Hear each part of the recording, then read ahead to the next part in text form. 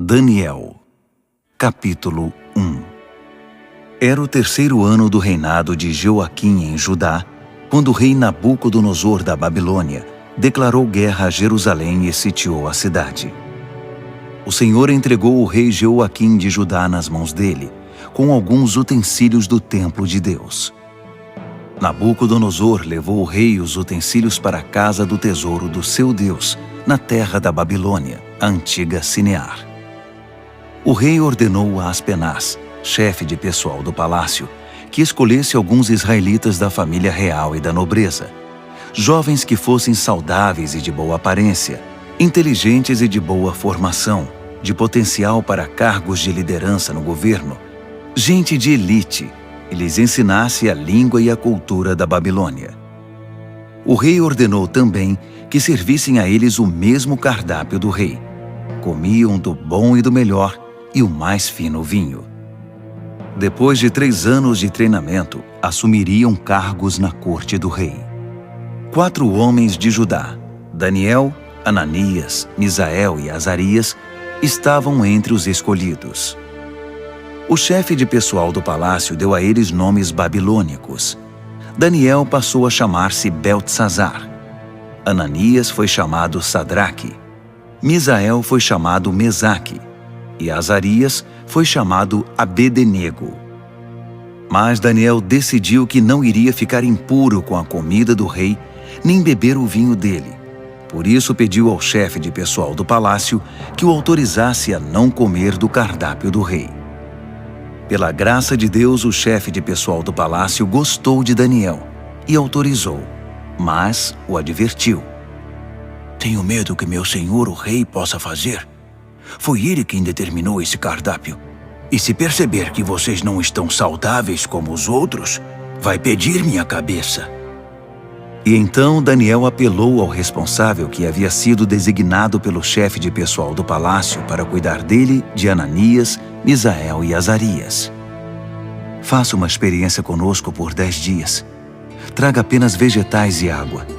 Depois nos compare com os jovens que se alimentam do cardápio do rei e tome sua decisão. O responsável por eles concordou e os alimentou com vegetais e água durante 10 dias. Ao final dos 10 dias, eles tinham aparência melhor e pareciam mais saudáveis que todos os outros. Assim, o responsável continuou a dispensá-los da comida e da bebida do cardápio do rei e servia-lhes apenas vegetais. Deus deu a esses 4 jovens conhecimento e habilidades em todas as áreas, tanto teórica quanto prática. Além disso, Daniel tinha o dom de interpretar todo tipo de visões e sonhos. Ao final do tempo determinado pelo rei para o treinamento, o chefe de pessoal do palácio os levou para a presença de Nabucodonosor. Quando os entrevistou, o rei os achou muito melhores que todos os outros. Ninguém estava tão bem quanto Daniel, Ananias, Misael e Azarias. E assim eles assumiram suas responsabilidades na corte do rei. Sempre que o rei os consultava sobre qualquer assunto, teórico ou prático, eles se mostravam 10 vezes melhores que todos os magos e encantadores do reino juntos. Daniel continuou no serviço do rei até o 1º ano do reinado do rei Ciro. Daniel, capítulo 2. No 2º ano do seu reinado, o rei Nabucodonosor teve alguns sonhos que o estavam deixando maluco, tanto que ele nem conseguia mais dormir. Chamou então todos os magos, encantadores, feiticeiros e astrólogos da Babilônia para que interpretassem seus sonhos. Quando estavam todos na presença do rei, ele disse: Tive um sonho e não consigo tirá-lo da cabeça. Não vou conseguir dormir até saber o que significa. Os astrólogos, falando em aramaico, disseram: Que o rei viva para sempre. Conte-nos os sonhos e vamos interpretá-lo. O rei respondeu: Meu decreto é este. Se vocês não conseguirem me dizer qual é o sonho e me dar a interpretação, vou fazer picadinho de vocês e destruir suas casas. Mas se me contarem o sonho e derem a interpretação, vou encher vocês de presentes e serão muito honrados. Então, digam-me qual foi o sonho e me deem a interpretação. Eles responderam: Vossa Majestade, por favor, conte-nos o sonho. Então daremos a interpretação. Mas o rei disse: Eu sei o que vocês estão tentando fazer. Vocês só querem ganhar tempo. Sabem que estão numa enrascada, e se não conseguirem me contar o sonho, estarão numa fria. Estou até vendo. Vocês vão inventar uma história qualquer e me enrolar até que eu mude de ideia. Nada disso. Primeiro me contem o sonho, e então vou saber se são capazes de me dar a interpretação ou se estão só me enrolando. Os astrólogos responderam: Ninguém em nenhum lugar do mundo pode fazer o que o rei está pedindo. E nenhum rei jamais pediu uma coisa dessas a nenhum mago, encantador ou astrólogo. O que Vossa Majestade está pedindo é impossível, a não ser que algum deus o revele. E os deuses não vivem no meio de gente como nós. A resposta deixou o rei furioso. Ele perdeu a paciência e ordenou que todos os sábios da Babilônia fossem executados. A sentença de morte foi anunciada, e Daniel e seus amigos estavam entre os condenados à morte. Enquanto Arioque, chefe da guarda real, fazia os preparativos para a execução, Daniel sabiamente chamou-o de lado e lhe perguntou o que estava acontecendo. Por que o rei deu uma ordem como essa, tão de repente? Arioque explicou a razão de tudo, e Daniel foi procurar o rei, pedindo um pouco de tempo para que pudesse interpretar o sonho. Daniel foi para casa e contou a seus amigos, Ananias, Misael e Azarias, o que estava acontecendo. Ele pediu que orassem ao Deus dos céus por misericórdia, para solucionar o mistério, e assim poderem escapar da morte. Naquela noite, a solução do mistério foi revelada a Daniel numa visão.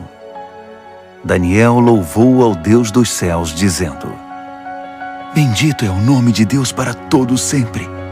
Deus é sábio e todo-poderoso. Ele muda as estações e conduz a história. Escolhe reis e também os depõe. Ele dá tanto a sabedoria quanto o discernimento. Ele abre as profundezas, revela os segredos, conhece o que há na escuridão. A luz transborda dele. Ó Deus dos meus antepassados, a ti toda a minha gratidão e todo o meu louvor. Tu me tornaste sábio e forte, e agora nos mostraste o que pedimos. Tu resolveste o mistério do rei. Assim Daniel voltou a falar com Arioque, o encarregado da execução. Ele disse: Cancele a execução. Leve-me ao rei. Eu vou interpretar o sonho dele.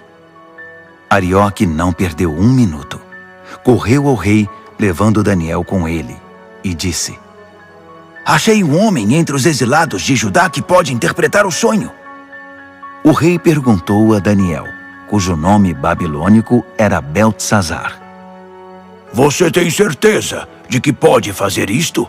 Contar o sonho e interpretá-lo? Daniel respondeu ao rei: Nenhum homem pode decifrar o mistério do rei, quem quer que seja, sábio, encantador, mago ou astrólogo. Mas há um Deus no céu que revela os mistérios, e ele me revelou. Ele está mostrando ao rei Nabucodonosor o que vai acontecer no futuro. Este é o sonho que o rei teve, a visão que encheu sua mente.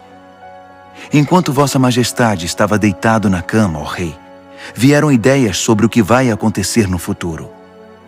Aquele que revela mistérios mostrou ao rei o que vai acontecer. Mas a interpretação foi dada por meu intermédio, não porque eu seja mais sábio que qualquer outra pessoa, mas para que o rei saiba o que significa e entenda o que sonhou. O que viu, ó rei, foi uma enorme estátua em pé na sua frente, muito impressionante, mas também apavorante. A cabeça da estátua era de ouro puro, o peito e os braços eram de prata, o ventre e os quadris eram de bronze, as pernas eram de ferro, e os pés eram uma mistura de barro com ferro. Enquanto você estava olhando para a estátua, uma pedra que se soltou por si só da montanha, sem que ninguém o fizesse, atingiu a estátua, esmigalhando os pés de ferro e barro. Então tudo desmoronou e ficou em pedaços. O ferro, o barro, o bronze, a prata e o ouro. Ficou tudo como restos amontoados, relegados ao esquecimento. Mas a pedra que atingiu a estátua tornou-se uma grande montanha que dominava o horizonte. Esse foi o sonho. Agora vamos à interpretação do sonho. Ó Rei, Vossa Majestade é o soberano mais poderoso da terra.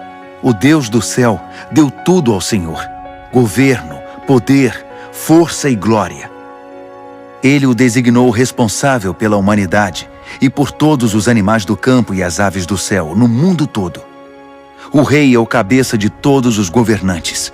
É a cabeça de ouro. Mas seu reino será tomado por outro reino, inferior ao seu, e este por um terceiro, o reino de bronze, que governará toda a terra. Por fim, um quarto reino, forte como o ferro, assumirá o poder. Assim como o ferro despedaça tudo que atinge, esse vai quebrar, esmigalhar e pulverizar todos os reinos anteriores. Mas os pés e os dedos dele, que são uma mistura de ferro e barro, significam que o reino será dividido, mas ainda haverá a força do ferro. Assim como os dedos eram de ferro e de barro, o reino terá uma parte forte e outra frágil. Esse reino fará alianças, mas não darão certo. Não conseguirá se unir a nenhum outro reino, assim como o ferro e o barro não se misturam. Mas no tempo desses reinos, o Deus do céu edificará um reino que nunca será destruído, nem nunca será dominado por outro. No final, esmagará os outros reinos, destruirá todos eles e será eterno. Será como a pedra que se soltou por si só da montanha, sem que ninguém o fizesse, que esmigalhou o ferro, o bronze, o barro, a prata e o ouro. O grande Deus fez o rei saber o que vai acontecer no futuro. Essa é a revelação exata do sonho, e também a interpretação correta. Quando Daniel terminou, o rei Nabucodonosor, perplexo, prostrou-se com o rosto no chão diante de Daniel. Ele ordenou uma oferta de sacrifícios e de incenso em honra a Daniel e declarou: Seu Deus realmente é o Deus de todos os deuses, o Senhor de todos os reis, e Ele revela todos os mistérios. E eu sei, porque você decifrou o mistério. Então o rei promoveu Daniel a um elevado cargo no reino. Encheu-o de presentes e o empossou como governador de toda a província da Babilônia e chefe de todos os sábios da Babilônia. A pedido de Daniel, o rei designou Sadraque, Mesaque e Abednego para postos administrativos em toda a Babilônia, enquanto Daniel permaneceu no palácio real. Daniel, capítulo 3. O rei Nabucodonosor construiu uma estátua de ouro com 27 metros de altura e 2,70 metros de largura. Ele a ergueu na planície de Dura, na província da Babilônia. Em seguida ordenou a todos os líderes importantes da província que comparecessem à cerimônia de dedicação da estátua.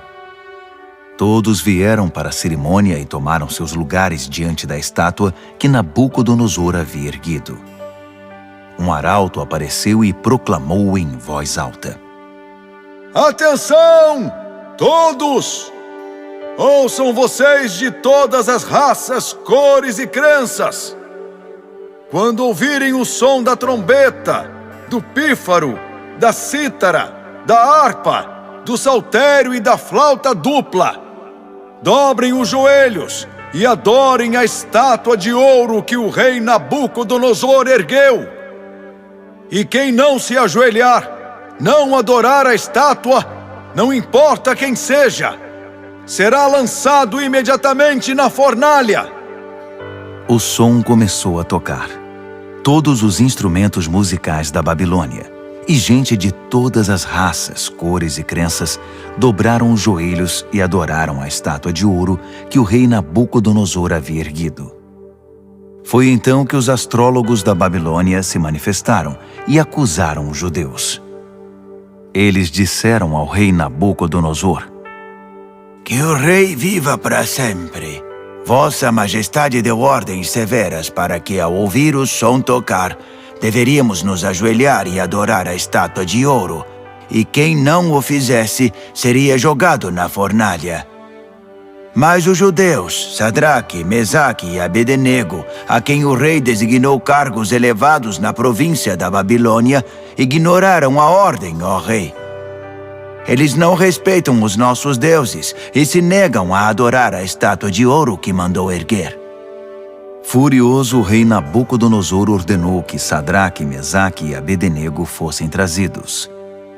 E quando eles chegaram, Nabucodonosor perguntou: Sadraque, Mesaque e Abednego, é verdade que vocês não respeitam meus deuses e se negam a adorar a estátua de ouro que mandei erguer? Vou dar a vocês uma segunda chance, mas a partir de agora, quando o som começar a tocar, vocês devem se ajoelhar e adorar a estátua. E se não o fizerem, serão jogados numa fornalha e ponto final. E que Deus vai livrá-los de mim?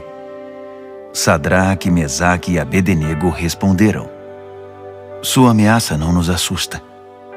Se nos jogar na fornalha, o Deus que servimos pode nos salvar, não só da fornalha, como de qualquer outra coisa. E mesmo que ele não o faça, não importa, ó rei. Ainda assim, não vamos servir aos seus deuses, nem adorar a estátua de ouro que mandou erguer. Nabucodonosor estava prestes a explodir de tanta raiva. Imediatamente ordenou que a fornalha fosse aquecida 7 vezes mais que o normal, e que alguns homens fortes do seu exército os amarrassem e os jogassem na fornalha. Sadraque, Mesaque e Abednego, com os pés e mãos amarrados e vestidos em suas roupas, foram jogados na fornalha extremamente quente. Por causa da ordem do rei, a fornalha estava tão quente que só as chamas foram suficientes para matar os homens que carregaram Sadraque, Mesaque e Abednego. E eles acabaram caindo fornalha dentro. De repente, o rei Nabucodonosor levantou-se num salto e perguntou: Não jogamos 3 homens com os pés e as mãos amarrados? Responderam os homens. Isso mesmo, senhor! Exclamou o rei. Vejam, estou vendo 4 homens andando para lá e para cá no fogo, e eles estão bem. E o 4º homem parece um filho dos deuses. Não é possível. Nabucodonosor foi até a entrada da fornalha ardente e chamou: Sadraque, Mesaque e Abednego, servos do Deus Altíssimo, saiam, venham para cá. E Sadraque, Mesaque e Abednego saíram do meio do fogo. Todos os líderes do governo e os conselheiros do rei se reuniram para examiná-los e viram que o fogo não havia causado nenhum arranhão nos 3, nem um fio de cabelo queimado, nem cheiro de fumaça na roupa deles. Nabucodonosor exclamou: Bendito seja o Deus de Sadraque, Mesaque e Abednego! Ele enviou seu anjo e salvou seus servos. Eles confiaram no seu Deus a ponto de ignorar as ordens do rei e arriscaram sua vida, mas não serviram nem adoraram outros deuses. Por isso decreto: todo, de qualquer lugar, cor, raça ou crença, que disser alguma coisa contra o Deus de Sadraque, Mesaque e Abednego, será despedaçado, e sua casa será destruída. Nunca houve um Deus que salvasse como esse. Então o rei promoveu Sadraque, Mesaque e Abednego na província da Babilônia. Daniel, capítulo 4. O rei Nabucodonosor a todos, de todas as raças, cores e crenças do mundo. Paz e prosperidade a todos. É um privilégio contar a vocês os grandes milagres que o Deus Altíssimo fez por mim. Seus milagres são impressionantes, e suas maravilhas surpreendentes. Seu reino dura para sempre e seu governo soberano é eterno. Eu, Nabucodonosor, vivia tranquilo no meu palácio, mas tive um sonho, quase um pesadelo, que me deixou abalado. Mandei buscar todos os sábios da Babilônia para que interpretassem o sonho. Quando todos estavam reunidos, magos, encantadores, astrólogos e adivinhos, contei-lhes o sonho, mas ninguém conseguiu dizer o significado. Mas veio Daniel, um homem cheio do Espírito Santo divino, e contei a ele o sonho. O seu nome babilônico é Beltesazar, assim chamado em homenagem ao meu Deus. Beltesazar, eu disse, chefe dos magos, sei que você é um homem cheio do Espírito Santo divino e que não há mistério que você não consiga desvendar. Ouça este sonho que eu tive e interprete-o para mim. Isto foi o que vi deitado na minha cama. Havia uma grande árvore no centro do mundo. Eu olhei e a árvore cresceu, tornando-se maior ainda. Seu topo alcançava o céu e era visto de todos os lugares da terra. Suas folhas eram belas e seus frutos fartos, produzindo comida suficiente para todos. Os animais se abrigavam debaixo dela e as aves faziam ninhos nos galhos. Todo mundo dependia dela. E enquanto eu ainda estava deitado, vi também isto. Um anjo desceu do céu e ordenou: derrubem a árvore, cortem seus galhos, arranquem suas folhas e espalhem seus frutos. Caçem os animais que estão debaixo dela e espantem os pássaros de seus galhos, mas deixem o toco e as raízes presos com ferro e bronze junto à relva do campo. Deixem que ele seja molhado pelo orvalho do céu e se alimente de capim com os animais. Que ele perca a mente humana e seja como um animal, e assim seja até que se passe 7 tempos. Os anjos anunciam esse decreto, as santas sentinelas trazem essa sentença, para que todos que vivem saibam que o Deus Altíssimo tem domínio sobre os reinos dos homens. Ele conduz tudo conforme seu querer, e de gente simples faz poderosos. Isso é o que eu, rei Nabucodonosor, sonhei. Beltesazar, agora é sua vez de interpretar o sonho para mim. Ninguém entre os sábios da Babilônia conseguiu ver sentido algum nele, mas tenho certeza de que você pode interpretá-lo, pois é cheio do Espírito Santo divino. Daniel, Beltesazar, ficou tão apavorado por um momento que nem conseguia falar. Disse o rei: Beltesazar, fique calmo. Não deixe que o sonho e a interpretação o assustem.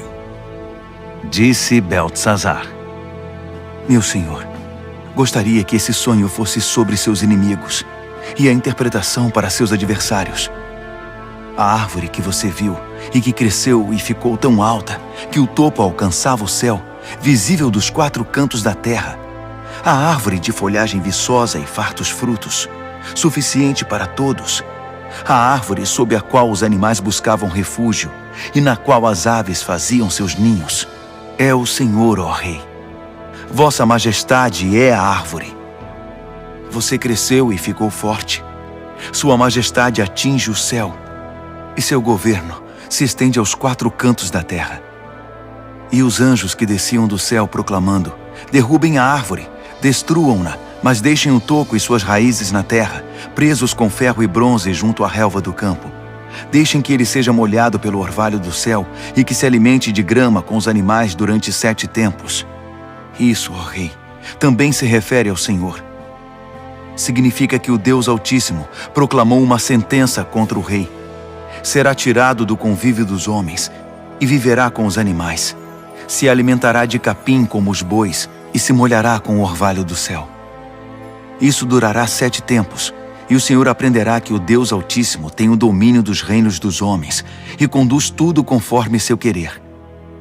A parte sobre o toco da árvore e suas raízes que são deixados, significa que seu reino ainda será devolvido, depois que o Senhor reconhecer que é Deus quem tem domínio sobre tudo. Portanto, ó rei, aceite meu conselho. Abandone seus pecados e comece a viver diferentemente. Deixe essa vida de maldades, viva com justiça e cuide dos necessitados e desamparados. Só assim o Senhor continuará a viver tranquilo. Tudo isso aconteceu ao rei Nabucodonosor. Passados apenas 12 meses, ele estava andando pela sacada do Palácio Real na Babilônia e, de repente, exclamou orgulhoso: Olhe para tudo isto. É a grande Babilônia. E eu a construí sozinho, como capital do meu reino para minha honra e glória. Assim que as palavras saíram da sua boca, ouviu-se uma voz do céu: Este é o decreto contra você, rei Nabucodonosor. Seu reino foi tomado de você. Você será tirado do convívio dos homens, viverá com os animais do campo e comerá capim como boi. A sentença é para 7 tempos, o suficiente para você aprender que o Deus Altíssimo tem domínio sobre os reinos dos homens e põe no trono quem Ele quer. Isso aconteceu imediatamente. Nabucodonosor foi tirado da convivência dos homens, comeu capim como boi e se molhou com o orvalho do céu. Seu cabelo cresceu como as penas da águia, suas unhas como as garras do falcão. Ao final daquele período, eu, Nabucodonosor, olhei para o céu, recobrei o juízo e bendisse o Deus Altíssimo, agradecendo e glorificando ao Deus que vive para sempre. Seu domínio dura para sempre, seu reino nunca será decadente. A vida na terra é insignificante. Deus faz tudo conforme seu querer. Ninguém pode opor-se à sua vontade. Ninguém pode questioná-lo ou desafiá-lo. Ao mesmo tempo em que recobrei o juízo, recuperei a majestade e a glória do meu reino. Todos os líderes e gente importante vieram me ver. Fui restabelecido como rei no meu reino e me tornei maior que antes. E é por isso que eu, Nabucodonosor, canto e louvo ao Rei do céu. Tudo o que ele faz é justo, e ele o faz da maneira certa. Ele sabe como tratar gente orgulhosa e tem o poder para torná-los humildes. Daniel, capítulo 5. O rei Belsazar convidou 1000 de seus nobres para um grande banquete. O vinho era muito bem servido. Então Belsazar, que já estava alto por causa do vinho, ordenou que as taças de ouro e prata que seu pai Nabucodonosor havia tomado do templo de Deus em Jerusalém fossem trazidas para que ele, seus nobres, suas mulheres e concubinas pudessem beber nelas. Quando as taças de ouro e prata foram trazidas, o rei, os nobres e aquelas mulheres começaram a usá-las. Beberam seu vinho e, já bêbados, louvaram seus deuses de ouro, prata, bronze, ferro, madeira e pedra. Naquele exato momento, os dedos de uma mão humana apareceram e começaram a escrever na parede rebocada do palácio, na parte mais iluminada. Quando o rei viu a mão escrevendo na parede, ficou pálido, muito assustado. Suas pernas ficaram bambas, tremiam sem parar, e os joelhos batiam um no outro. Ele gritou para que chamassem os encantadores, os astrólogos e os adivinhos, e prometeu: Quem conseguir ler esta escrita na parede e me disser o que significa, será famoso e rico. Ganhará um manto de púrpura e uma bela corrente de ouro, e será o terceiro mais importante do reino. Todos tentaram, mas ninguém conseguiu enxergar um sentido nas palavras escritas na parede. Ninguém conseguia entender o que estava escrito, muito menos interpretá-lo. Então o rei ficou apavorado, pálido, em completo estado de choque. Os nobres também estavam em pânico. A rainha soube que o rei e os nobres estavam em estado de choque e veio ao salão do banquete. Ela disse: "Que o rei viva para sempre. Não se assustem, não fiquem aí sentados pálidos desse jeito. Há um homem no reino que é cheio do Espírito Santo divino. Durante o reinado do seu pai, ele ficou conhecido pelo seu brilho intelectual e por sua sabedoria espiritual. Ele era tão capaz que seu pai, o rei Nabucodonosor, fez dele o chefe de todos os magos, encantadores, adivinhos e astrólogos. Não havia ninguém como ele. Ele conseguia fazer qualquer coisa: interpretar sonhos, decifrar mistérios, explicar enigmas. Seu nome é Daniel, mas o rei mudou o nome dele para Beltesazar. Mande chamar Daniel. Ele vai ler o que está escrito aí." Assim Daniel foi chamado. O rei perguntou: "Você é Daniel, que foi um dos exilados que meu pai trouxe de Judá? Já ouvi falar que você é cheio do Espírito Santo, tem uma mente brilhante e é incrivelmente sábio. Os sábios e encantadores foram trazidos aqui para ler esta escrita na parede e interpretá-la, mas nenhum deles conseguiu ler nada. Mas ouvi dizer que você interpreta sonhos e decifra mistérios. Então, se você conseguir ler e interpretar, será um homem famoso e rico. Ganhará o manto de púrpura e uma bela corrente de ouro, e será o terceiro mais importante do reino." Daniel respondeu ao rei: "Pode ficar com os presentes ou dá-los a outra pessoa. Mas vou ler a escrita para o rei e interpretar seu significado. Ouça, ó rei, o Deus Altíssimo deu a seu pai Nabucodonosor um grande reino e uma gloriosa reputação. Deus o fez muito poderoso, e pessoas de todos os lugares, de toda raça, cor ou crença, se sentiam intimidadas por ele. Ele as matava ou poupava, como e quando queria. Promovia ou humilhava as pessoas como bem desejava. Então Deus o humilhou e o privou de todo o poder. Ele foi tirado do convívio dos homens e passou a viver como animal. Comeu capim como boi e se molhou com o orvalho do céu até aprender esta lição: que o Deus Altíssimo tem domínio sobre os reinos dos homens e põe no trono quem ele quer. Você é filho dele, sabe de tudo isso, mas é tão arrogante quanto ele no seu pior momento. Olhe para você mesmo. Quer competir com o Senhor do céu? Você mandou buscar as taças sagradas do templo dele só por farra, para que o Senhor, seus nobres, suas mulheres e concubinas pudessem beber nelas. O rei usou as taças sagradas para brindar seus deuses de prata e ouro, de bronze e ferro, de madeira e pedra, deuses cegos, surdos e mudos. Mas tratou com desprezo o Deus vivo, que tem a sua vida nas mãos, desde o nascimento até a morte. Deus enviou a mão que escreveu na parede, e o que está escrito é: Mene, Tekel e Peres. E este é o significado dessas palavras. Mene, Deus contou os dias do seu governo, e suas contas são negativas.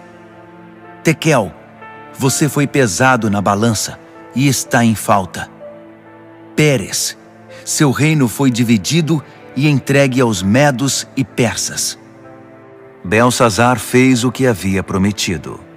Vestiu o manto de púrpura em Daniel, colocou uma bela corrente de ouro em seu pescoço e o promoveu a terceiro mais importante do reino. Naquela mesma noite, o rei Beltesazar da Babilônia foi morto. Dario, o Medo, tinha 62 anos quando o sucedeu como rei. Daniel, capítulo 6. Dario reorganizou seu reino. Ele designou 120 governadores para administrar todas as províncias do reino. Sobre eles havia 3 ministros, e um deles era Daniel. Os governadores se dirigiam aos ministros, que tinham a responsabilidade de manter tudo em ordem. Mas Daniel era cheio de vitalidade e tinha uma inteligência tão superior aos outros ministros e governadores que o rei decidiu designá-lo responsável por todo o reino. Os ministros e governadores se reuniram para ver se descobriam algum ponto fraco de Daniel que pudesse usar contra ele, mas não conseguiram nada. Ele era exemplar e absolutamente confiável. Não conseguiram achar nenhuma evidência de negligência ou má conduta. Após inúmeras tentativas, desistiram e disseram: Nunca vamos descobrir nada contra esse Daniel, a não ser que inventemos alguma acusação e tramemos algo contra ele. Assim, os ministros e governadores tramaram contra ele e foram ao rei dizer: Rei Dario, que viva para sempre! Nós, ministros, governadores e todos os principais oficiais, nos reunimos e concordamos em que o rei deveria promulgar o seguinte decreto. Durante os próximos 30 dias, ninguém deve orar a nenhum outro deus ou homem exceto ao rei. Qualquer um que desobedecer será lançado na cova dos leões. Promulgue esse decreto, ó rei, e assine-o, para que seja revogável, com inscrição em pedra, conforme todas as leis dos medos e dos persas. E o rei Dario assinou o decreto. Daniel soube que esse decreto havia sido promulgado, mas continuou a orar como sempre fazia. Sua casa tinha janelas no andar de cima, voltadas para Jerusalém. 3 vezes ao dia, ele se ajoelhava ali em oração, agradecendo e louvando a Deus. Os conspiradores vieram e o viram orando, pedindo a ajuda de Deus. Imediatamente foram ao rei e o lembraram do decreto. O rei não assinou uma lei proibindo qualquer pessoa de orar a qualquer deus ou homem, exceto ao rei durante 30 dias? E qualquer pessoa que fosse apanhada fazendo isso seria jogada na cova dos leões? O rei confirmou. Com certeza, como inscrição em pedra, conforme todas as leis dos medos e dos persas. Então eles disseram: Daniel é um dos exilados judeus. Ignora sua ordem e desafia sua lei. Ele ora 3 vezes ao dia. O rei ficou desconcertado e tentou de todas as formas livrar Daniel da complicação em que o havia colocado. Ele pensou nisso o dia todo. Mas os conspiradores voltaram. Lembre-se, ó rei, é uma lei conforme todas as leis dos medos e dos persas. Irrevogável. O rei cedeu e ordenou que Daniel fosse trazido e jogado na cova dos leões. Mas ele disse a Daniel: Seu Deus, a quem você é tão leal, vai livrar você desta situação. Uma pedra foi colocada sobre a entrada da cova. O rei selou a pedra com seu anel e com os anéis de todos os seus nobres, porque não podia ser revogado. O rei voltou para o palácio, mas não comeu nem conseguiu dormir. Passou a noite preocupado. Ao romper do dia, ele se levantou e foi depressa à cova dos leões. Quando chegou perto, chamou o aflito: Daniel, servo do Deus Altíssimo! Será que seu Deus, a quem você serve tão fielmente, livrou você dos leões? Daniel respondeu: Que o rei viva para sempre! Meu Deus enviou seu anjo que fechou a boca dos leões para que não me fizessem nenhum mal. Fui considerado inocente diante de Deus e também diante do Senhor, ó rei, pois não fiz mal algum ao Senhor. Quando o rei ouviu essas palavras, ficou muito feliz. Ele ordenou que Daniel fosse retirado da cova. Depois que ele saiu, verificou-se que não havia nenhum arranhão sequer. Ele havia confiado em seu Deus. Então o rei ordenou que os conselheiros que tinham conspirado contra Daniel fossem jogados na cova dos leões, com suas mulheres e filhos. Antes mesmo de chegar ao fundo da cova, os leões já os agarraram e os despedaçaram. O rei Dario divulgou esta proclamação a todos na terra, de qualquer raça, cor e crença. A paz esteja com vocês. Muita paz. Decreto que o Deus de Daniel seja adorado e temido em todo o meu reino. Ele é o Deus vivo e permanece para sempre. Seu reino nunca é destruído. Seu governo continua eternamente. Ele é o Salvador e o Redentor. Ele realiza milagres impressionantes nos céus e na terra. Ele livrou Daniel do poder dos leões. Daniel foi muito bem tratado no restante do reinado de Dario e também no reinado seguinte, de Ciro, o persa.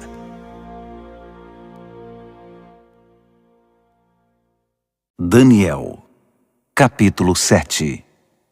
No primeiro ano do rei Belsazar da Babilônia, Daniel teve um sonho. O que ele viu enquanto dormia o apavorou. Um verdadeiro pesadelo. E ele escreveu seu sonho. No meu sonho, naquela noite, vi os 4 ventos dos céus soprando e formando uma grande tempestade no mar. 4 animais enormes, diferentes uns dos outros, subiam do mar. O primeiro animal parecia um leão, mas tinha asas de águia. Enquanto eu observava, suas asas foram arrancadas. Ele foi levantado e ficou de pé como um homem. Em seguida, deram-lhe um coração humano. Depois vi um segundo animal, que parecia um urso.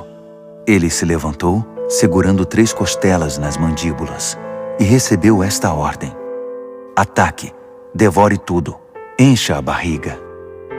Em seguida vi outro animal. Parecia um leopardo. Tinha 4 asas como de pássaro nas costas. Esse animal tinha 4 cabeças e recebeu autoridade para governar. Depois disso, um 4º animal apareceu no meu sonho. Esse era apavorante, medonho. Tinha enormes dentes de ferro, triturava e devorava suas vítimas. Qualquer coisa que sobrava no chão, ele pisava e esmagava. Era diferente dos outros animais, um verdadeiro monstro. E tinha 10 chifres. Enquanto eu observava os chifres, tentava imaginar o que significavam. Nasceu nele outro chifre, mas este era pequeno. 3 dos chifres que já tinha foram arrancados para dar lugar a ele. Havia olhos humanos no pequeno chifre e uma boca grande que falava com arrogância. Enquanto eu observava tudo isso, tronos foram estabelecidos e um ancião tomou seu lugar. Suas roupas eram brancas como a neve, o cabelo alvo como a lã. Seu trono estava envolto em chamas, as rodas brilhavam intensamente. Um rio de fogo jorrava do trono. Milhares de milhares o serviam, milhões o atendiam. Pediu-se silêncio no tribunal e os livros foram abertos. Continuei observando.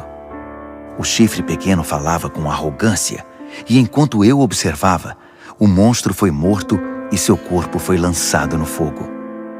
Os outros animais viveram ainda algum tempo, mas não fizeram nada, não tinham poder para governar. Meu sonho continuou. Então vi alguém, um filho de homem, chegando no meio de nuvens. Ele se aproximou do ancião e foi apresentado a ele. Ele recebeu poder para governar, toda a glória da realeza. Todas as raças, cores e crenças lhe serviram e o adoraram. Seu reinado será para sempre, não terá fim. Seu governo real nunca será destruído. Mas quanto a mim, Daniel, fiquei perturbado. As visões me deixaram apavorado. Por isso eu me aproximei de alguém que estava perto e perguntei o significado de tudo aquilo. E ele me deu a interpretação. Esses 4 animais enormes, disse ele, significam 4 reinos que aparecerão na terra. Mas a certa altura, o povo santo do Deus Altíssimo receberá o reino e o manterá para sempre. Sim, para sempre. Mas eu queria saber mais. Estava curioso sobre o 4º animal, aquele que era tão diferente dos outros, o monstro medonho com os dentes de ferro e garras de bronze, que engolia o que despedaçava e pisoteava tudo o que via pela frente. E eu queria saber também a respeito dos 10 chifres e do chifre pequeno que nasceu, ocupando o lugar de 3 dos primeiros chifres. Esse novo chifre tinha olhos e com sua boca grande falava de forma arrogante, dominando os outros chifres. Observei que esse chifre fazia guerra contra o santo povo de Deus e levava vantagem sobre eles. Mas o ancião interveio e decidiu a favor do povo do Deus Altíssimo. No final, o povo santo de Deus assumiu o controle do reino. A pessoa que estava perto de mim explicou: o quarto animal é o quarto reino que aparecerá na terra. Será diferente dos 3 primeiros, um reino monstruoso que devorará e pisoteará todos à sua volta. Os 10 chifres são 10 reis, um após o outro, que procederão desse reino. Mas então, outro rei aparecerá. Ele será diferente dos reis anteriores. Começará derrubando os outros reis e blasfemando contra o Deus Altíssimo. Ele perseguirá os seguidores do Deus Altíssimo e tentará eliminar a adoração sagrada e a prática da justiça. O santo povo de Deus será perseguido por ele durante um tempo, 2 tempos e meio tempo. Mas quando for feito silêncio no tribunal, o chifre não terá mais o seu poder e será destruído definitivamente. O governo real, a autoridade e a glória de todos os reinos debaixo do céu serão entregues ao povo do Deus Altíssimo, e esse governo durará para sempre. Todos os outros governantes irão servir e prestar obediência a ele. O sonho acabou assim, e eu, Daniel, continuei chocado, como alguém que tinha acabado de ver um fantasma, mas guardei tudo para mim. Daniel, capítulo 8. No 3º ano do reinado de Belsazar, eu, Daniel, tive outra visão. Era a 2ª visão. Nessa visão, eu me vi em Suzã, a capital da província de Elão, diante do canal Ulai. Ao olhar em volta, fiquei surpreso de ver um carneiro diante de mim. O carneiro tinha 2 chifres enormes, um maior que o outro, mas o chifre maior foi o último a aparecer. Fiquei observando enquanto o carneiro avançava, primeiro para o oeste, depois para o norte e então para o sul. Nenhum animal conseguia enfrentá-lo. Ele fazia o que queria e, todo arrogante, posava de rei dos animais. Enquanto eu observava, tentando entender o significado de tudo aquilo, vi também um bode que tinha um enorme chifre no meio da testa. Ele vinha do oeste e percorreu toda a terra, sem tocar o solo uma única vez. O bode aproximou-se do carneiro de 2 chifres que eu tinha visto antes diante do canal e o atacou ferozmente. Observei enquanto ele, louco de raiva, atacava o carneiro. A violência era tanta que ele lhe quebrou os 2 chifres. O carneiro não conseguiu resistir. O bode o derrubou e o pisoteou. Nada pôde salvar o carneiro. Então o bode tornou-se cada vez mais arrogante, e no auge do poder, seu chifre imenso se quebrou, e 4 outros chifres enormes surgiram no lugar, apontando para o norte, o sul, o leste e o oeste. De um desses grandes chifres surgiu outro chifre pequeno, mas o seu poder cresceu até atingir o sul e o leste, e a querida terra prometida. Cresceu tanto que atingiu as estrelas, o exército celestial, e lançou algumas delas na terra e as pisoteou. Ele ousou até desafiar o poder de Deus, o príncipe do exército celestial. Ele acabou com a adoração diária e profanou o santuário. Como castigo pelos seus pecados, o santo povo de Deus também foi atacado por ele. O chifre desprezou a verdade de Deus. Extremamente arrogante, dominou tudo o que via pela frente. Naquele momento ouvi 2 anjos conversando. O primeiro perguntou: quanto tempo vai durar isso? Sem adoração diária, esse castigo devastador pelo pecado? E o povo de Deus e o santuário vão continuar sendo desprezados e pisoteados? O outro respondeu: um período de 2.300 tardes e manhãs. Então, o santuário será restaurado. Enquanto eu, Daniel, estava tentando encontrar um sentido no que via, uma figura humana apareceu diante de mim. Ouvi uma voz de homem que vinha do canal de Ulai e chamava: Gabriel, diga a este homem o que está acontecendo. Explique a visão a ele. Ele veio até mim, mas quando se aproximou, fiquei aterrorizado e me prostrei com o rosto em terra. Ele disse: Entenda que esta visão diz respeito ao final dos tempos. Assim que ele falou, eu desmaiei, com o rosto no chão. Mas ele me despertou e me levantou. Ele continuou: vou contar a você o que vai acontecer nos dias de juízo, pois haverá um fim para tudo isso. O carneiro de 2 chifres que você viu representa os 2 reis dos Medos e dos Persas. O bode representa o reino dos gregos, e o chifre enorme na testa dele é o primeiro rei. Os 4 chifres que surgiram no lugar dele, depois que foi quebrado, são os 4 reis que virão depois dele, mas sem o mesmo poder. Quando o reinado deles estiver no fim e as rebeliões se intensificarem, surgirá um rei cruel, um mestre da maldade. Seu poder aumentará imensamente. Ele será arrogante, de fala autoritária, fazendo exatamente o que quer. Derrubará poderosos e santos por todos os lados. Suas ações criminosas vão se multiplicar. E como vão? Ele vai achar que é invencível e vai se livrar de todos os que cruzarem seu caminho. Mas quando enfrentar o príncipe dos príncipes, será esmigalhado, mas não por mãos humanas.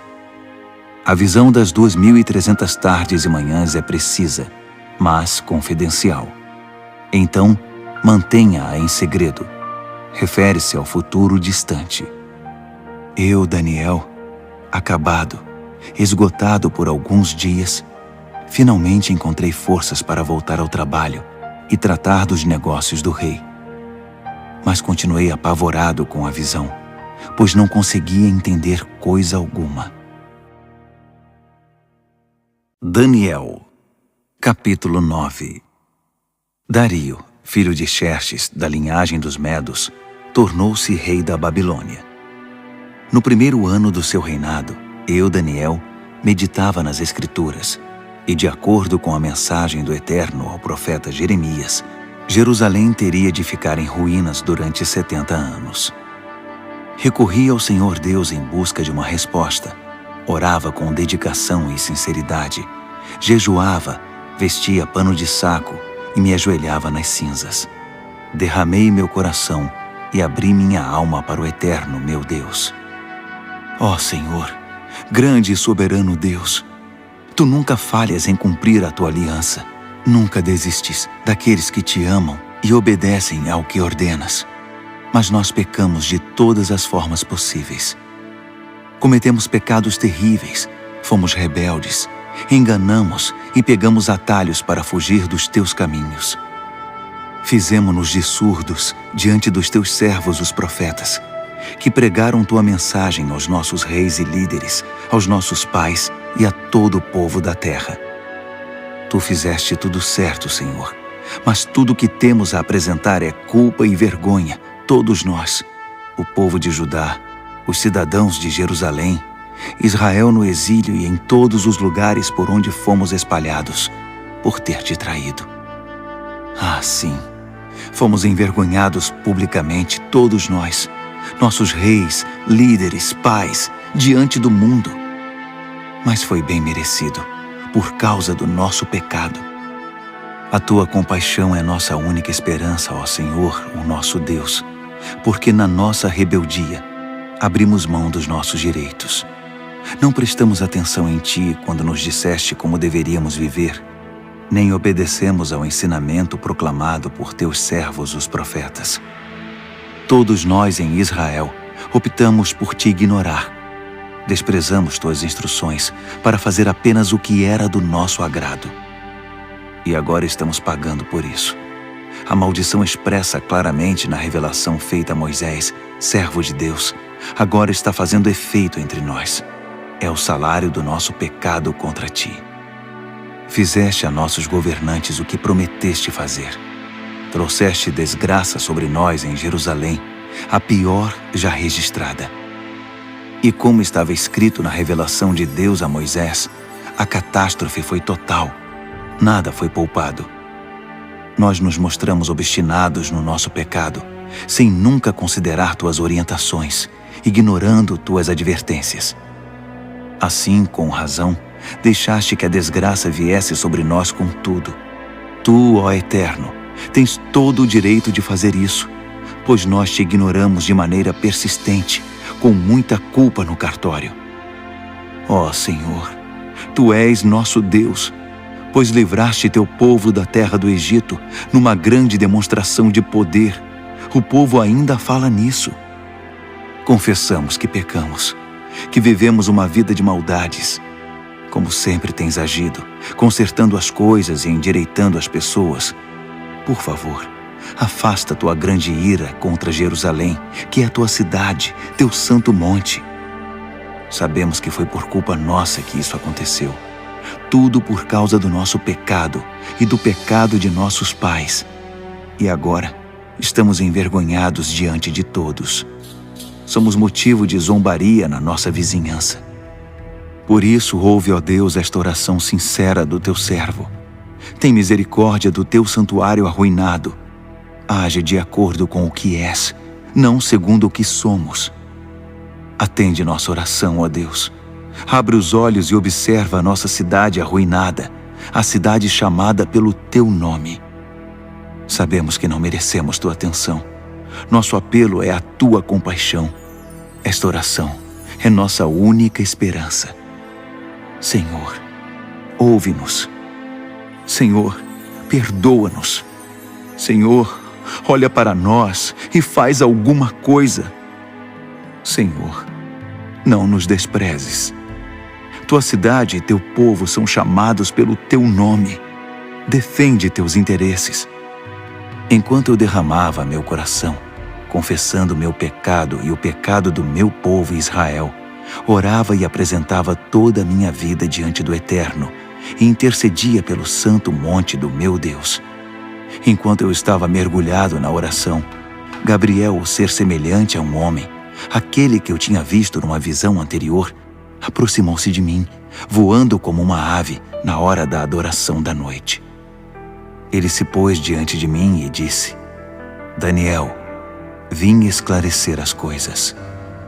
Assim que você começou sua oração, a resposta foi dada, e agora estou aqui para entregá-la. Você é muito amado, por isso, ouça com cuidado para entender o significado da revelação. 70 semanas estão decretadas para seu povo e sua santa cidade, como forma de conter a rebelião, dar fim ao pecado, arrancar o crime pela raiz, estabelecer a justiça para sempre, cumprir a profecia e ungir o lugar santíssimo. Aqui está o que você precisa entender. Desde o momento em que a ordem for dada para a reconstrução de Jerusalém, até a vinda do líder ungido, haverá 7 semanas. A reconstrução levará 62 semanas, incluindo a construção de ruas e muros. Serão tempos difíceis. Depois das 62 semanas, o líder ungido será morto. É o seu fim. A cidade e o santuário serão arruinados pelo exército do novo líder que chegar. O fim virá de repente, como uma onda enorme. Haverá guerras até o fim, e a desolação estará na ordem do dia. Então, no período de 1 semana, ele fará muitas alianças importantes, mas na metade dessa semana, ele acabará com a adoração e as orações. No lugar da adoração, irá se instalar a besta da profanação, que permanecerá ali até finalmente ser destruída. Daniel, capítulo 10. No 3º ano do reinado de Ciro, rei da Pérsia, uma mensagem veio a Daniel, cujo nome babilônico era Beltesazar. A mensagem era verdadeira e falava de uma grande guerra. Ele entendeu, pois seu significado veio por revelação. Durante aqueles dias, eu, Daniel, guardei luto por Jerusalém durante 3 semanas. Comi apenas comida simples, sem tempero, e não comi carne nem bebi vinho. Não tomei banho nem me barbeei até que tivessem passado as 3 semanas. No dia 24 do 1º mês, eu estava de pé diante do grande rio, o Tigre. Levantei os olhos e, para minha surpresa, vi um homem vestido de linho, com um cinto de ouro puro na cintura. Seu corpo brilhava como se fosse esculpido de pedra preciosa.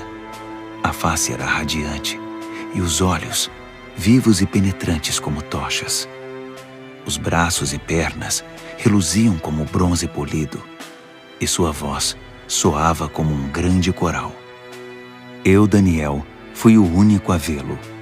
Os homens que estavam comigo, embora não estivessem vendo, foram tomados de medo e correram para se esconder, temendo o pior. Quando fiquei sozinho depois dessa visão, abandonado pelos meus amigos, meus joelhos ficaram bambos e o rosto pálido, sem força nenhuma. Quando ouvi o som da sua voz, não resisti e desmaiei. Caí com o rosto no chão. Mas uma mão me tocou e me pôs sobre as mãos e os joelhos. Daniel, ele disse, homem de valor, Deus ama você demais. Levante-se e preste muita atenção à minha mensagem. Fui enviado para falar dela a você. Quando ele disse isso, eu me levantei, mas não conseguia parar de tremer. Fique tranquilo, ele continuou. Não tenha medo.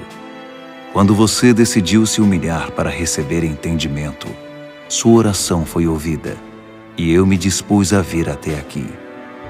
Mas fui impedido pelo anjo, que é o príncipe do reino da Pérsia, e isso me atrasou por 3 semanas. Mas Miguel, um dos anjos supremos, veio em meu socorro e ficou ali com o anjo, que é o príncipe da Pérsia. Estou aqui para ajudar você a entender o que vai acontecer com seu povo, pois a visão fala do futuro. Enquanto ele falava, fiquei só olhando para o chão. Não conseguia dizer nada. E fui surpreendido por algo parecido com uma mão humana que me tocou os lábios. Então abri a boca e comecei a falar. Quando vi, fiquei apavorado. Minhas pernas ficaram bambas. Eu não conseguia me mexer. Como é possível que eu, um humilde servo, fale com alguém como o Senhor? Estou completamente paralisado. Mal consigo respirar. Aquele ser, que parecia humano, me tocou outra vez e me deu forças. Ele disse, não tenha medo. Fique em paz. Você é amado demais. Tudo vai ficar bem. Tenha coragem. Seja forte. Enquanto ele ainda falava, veio-me coragem e retomei as forças. Então eu disse, pode falar, porque o Senhor me deu forças. Ele disse, você sabe por que vim aqui? Preciso voltar para lutar contra o anjo que é o príncipe da Pérsia. E depois que eu o tirar do caminho, chegará o anjo que é o príncipe da Grécia. Mas antes deixe-me contar a você o que está escrito no livro da verdade. Ninguém me ajuda na minha luta contra esses seres, a não ser Miguel, o anjo, que é o príncipe de vocês. Daniel, capítulo 11. Eu tenho ajudado da melhor maneira possível, desde o 1º ano do reinado de Dario, rei dos Medos. Mas agora deixe-me dizer como estão as coisas. Outros 3 reis da Pérsia aparecerão, e depois deles um 4º rei, que será muito mais rico que os outros. Quando ele achar que já tem poder suficiente, ganho com sua riqueza, declarará guerra contra o reino da Grécia. Nesse momento, aparecerá um rei poderoso, que dominará um enorme território e conduzirá tudo como bem entender. Mas no auge do seu poder, quando tudo estiver aparentemente bem, seu reino se dividirá em 4 partes, norte, sul, leste e oeste. Mas seus herdeiros não receberão nada. Não haverá continuidade do poder, pois outros o tomarão. Em seguida, o rei do sul se fortalecerá, mas um dos seus príncipes será mais forte que ele e governará um território ainda maior.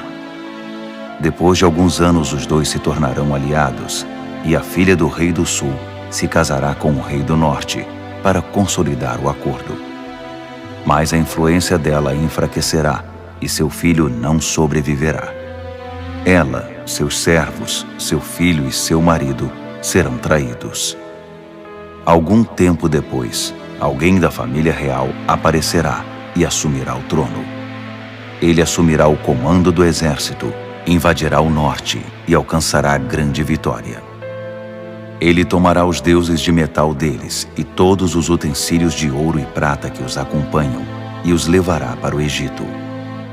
Passado algum tempo, o rei do norte se recuperará e invadirá a terra do rei do sul, mas não terá sucesso. Terá de bater em retirada. Mas seus filhos formarão um exército gigante e descerão como uma inundação, um ataque impetuoso sobre as defesas do sul. Furioso, o rei do sul sairá e enfrentará o rei do norte, que estará à espera com seu enorme exército, mas, apesar disso, será derrotado. Enquanto os cadáveres são tirados do campo, o rei, com muita sede de sangue, sairá massacrando dezenas de milhares. Mas sua vitória não vai durar muito, pois o rei do norte reunirá um exército ainda maior que o anterior, e depois de alguns anos, voltará à batalha com inúmeros soldados, muito arsenal e provisões inesgotáveis. Naqueles dias, muitos outros se engajarão na batalha contra o rei do sul. Revoltosos do seu próprio povo, embriagados por sonhos de poder, se ajuntarão a eles, mas acabarão frustrados. Quando o rei do norte chegar, fará rampas de cerco e conquistará a cidade fortificada. Os exércitos do sul serão despedaçados diante dele. Nem mesmo suas famosas tropas de choque conterão o agressor. Ele entrará todo arrogante, como se fosse o dono de tudo. Ele se apossará da linda terra e se instalará aí. Depois, prosseguirá para ter controle total. Fará um tratado de paz e até dará sua filha em casamento ao rei do sul, parte de uma trama para destruí-lo de vez. Mas o plano será um fiasco, não será bem-sucedido. Mais tarde, voltará sua atenção para as regiões costeiras e fará inúmeros prisioneiros. Mas um general intervirá e dará um basta às suas ameaças. Quem metia medo ficará amedrontado. Ele voltará para casa e passará a cuidar dos próprios negócios. Mas a essa altura já estará acabado e logo já não se ouvirá mais falar dele. Ele será sucedido por um perdedor, já com seu governo, sua reputação e sua autoridade em frangalhos. Por isso não durará muito, sairá da história rapidamente, sem nem mesmo ter lutado. Seu lugar será preenchido por um sujeito desprezado e desprezível. Mas ele surpreenderá todos, saindo como que do nada e se apossando do reino. Ele avançará como um rolo compressor, e até o príncipe da aliança será esmagado. Depois de negociar um cessar-fogo, ele violará as condições. Que traidor! Com alguns poucos comparsas, assumirá o controle total.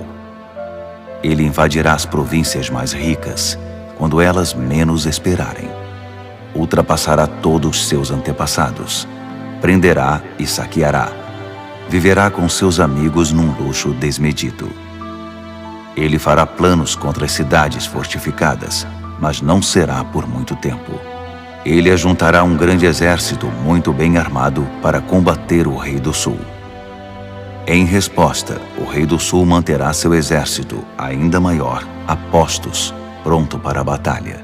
Mas não será capaz de sustentar essa condição por muito tempo, em razão das intrigas nas próprias fileiras. Sua corte estará minada por tramas e conspirações. Assim seu exército será esmagado e o campo de batalha ficará coberto de cadáveres. Os dois reis, ambos com planos maldosos um contra o outro, vão se sentar à mesa de conferências e negociarão seus engodos. Nada resultará desse tratado, que não passará de um emaranhado de mentiras. Mas ainda não é o fim. A história não acabou. O rei do norte irá para casa carregado de despojos, mas sua mente estará voltada para a destruição da Santa Aliança, enquanto estiver passando pela terra a caminho de casa. Um ano mais tarde, ele comandará nova invasão ao sul. Mas a segunda invasão não será como a primeira. Quando os navios romanos chegarem, ele dará meia volta e retornará para casa. Mas ao passar pela terra, seu ódio contra a Santa Aliança será despertado. Ele fará acordo com todos os que se dispuserem a trair a Santa Aliança, tomando o partido deles. Suas forças entrarão marchando e profanarão o santuário e a cidadela. Eles irão banir a adoração diária, substituindo-a pela besta da profanação. O rei do norte honrará os que traírem a Santa Aliança, corrompendo-os ainda mais com sua conversa sedutora. Mas os que forem leais a Deus tomarão posição firme a favor de Deus. Os que mantiverem o bom senso ensinarão o bem às multidões pelo exemplo. Eles serão submetidos a provas terríveis durante um certo período. Alguns serão mortos, outros queimados, alguns exilados, outros roubados. Quando a prova for muito difícil, receberão alguma ajuda, mas não muita. E muitos dos pretensos ajudadores se portarão com indiferença. A provação refinará e purificará os que mantiverem o bom senso e permanecerem leais, porque há ainda mais por vir. Enquanto isso, o rei do norte estará agindo sem impedimento. Ele se levantará a uma posição superior à de qualquer deus, e até mesmo ousará desafiar o Deus dos deuses. Por um tempo isso será tolerado, até que se complete esse tempo de juízo, pois o que foi decretado precisa ser cumprido. Ele não terá respeito algum pelos deuses dos seus antepassados, nem mesmo pelo Deus predileto das mulheres.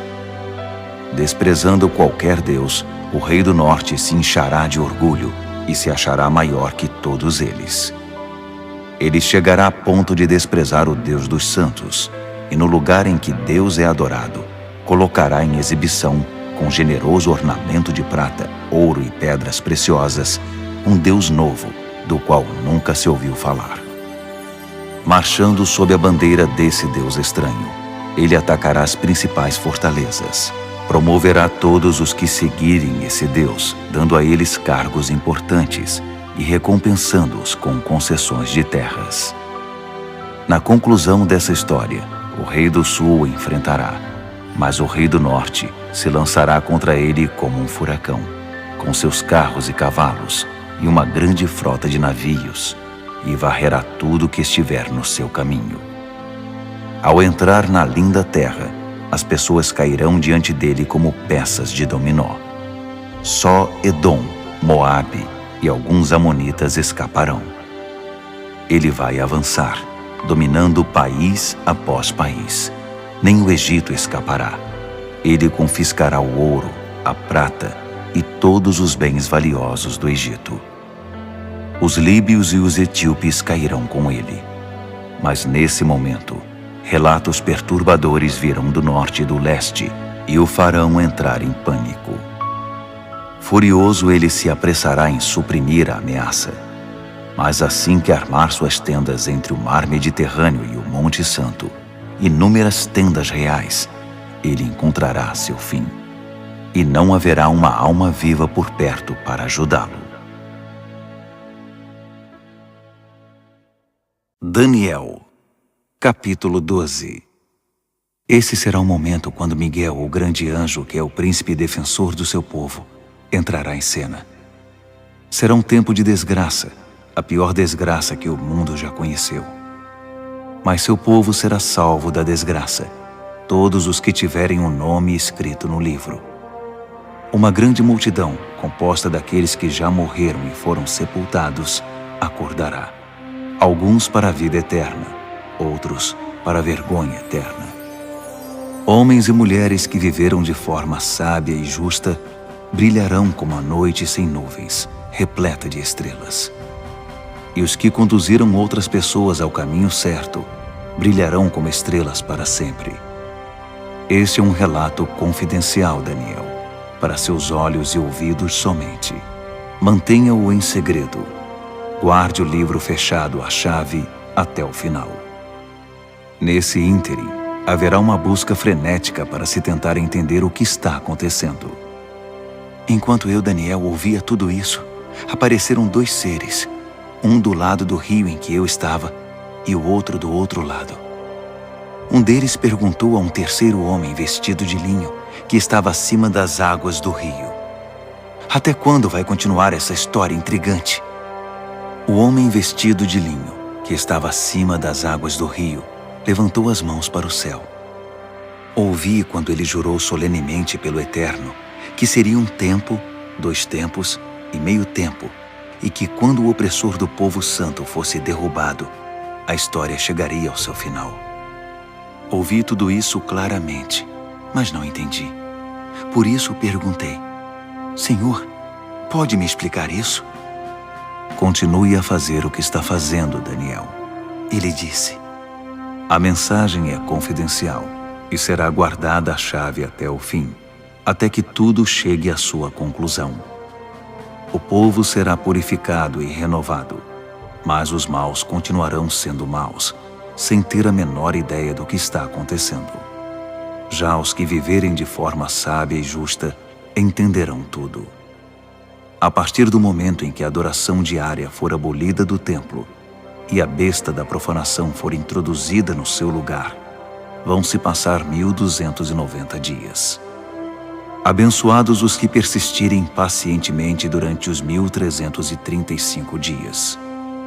E você prossiga em sua jornada, sem ficar ansioso ou preocupado. Fique tranquilo. Quando tudo tiver passado, você se levantará para receber sua recompensa.